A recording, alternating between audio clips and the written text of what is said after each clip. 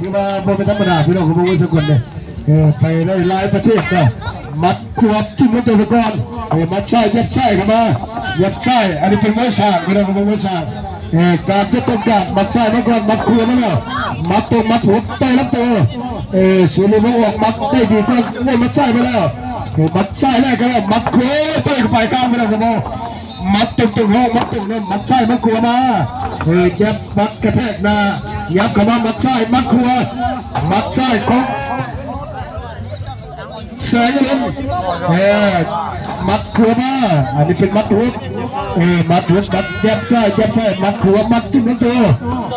จิ้มลำตัวมาเด็กเม่งเมื่อยเราไปแล้วกันเราอย่างนี้ไรมันแต่ละมัดใช่มันขัวไปแล้วมัดใช่มันขัวไปแล้วอาจจะแบบเข้าขึ้นบังนะออกไปแล้วย้ำคำว่ามัดใช่มัดขัว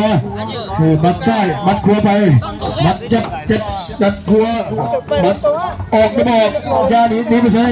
มัดใช่ยับเข้าไปมัดใช่มัดคุยตรงมามัดใช่มันคุยตรงมาแล้ว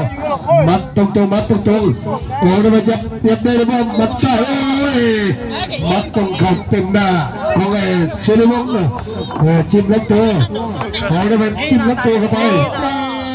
เข้ากระดูกข้างเลยพี่น้องก็บอก